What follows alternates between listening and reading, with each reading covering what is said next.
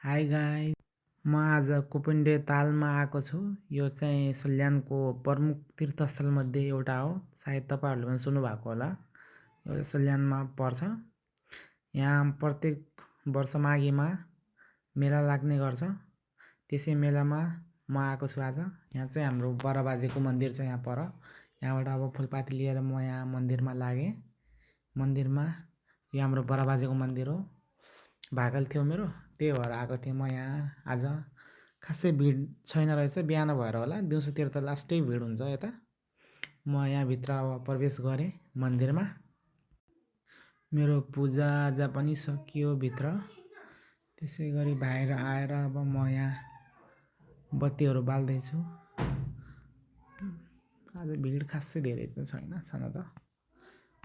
अब यहाँ पूजाआजा गरेर अब नरिवल फुटाएँ, प्रसाद चढाएँ बराबाजेलाई। अब बराबाजे एक परिक्रमा लगाएर अब म कुखुरा लिएर बलि दिन जाँदैछु। मैले भाकल गरेको थिएँ पोहोर बराबाजेकोमा आउँछु भनेर।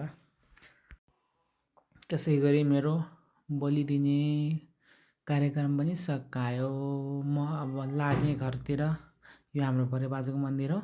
आउनु होला हजुरहरू पनि। हस्।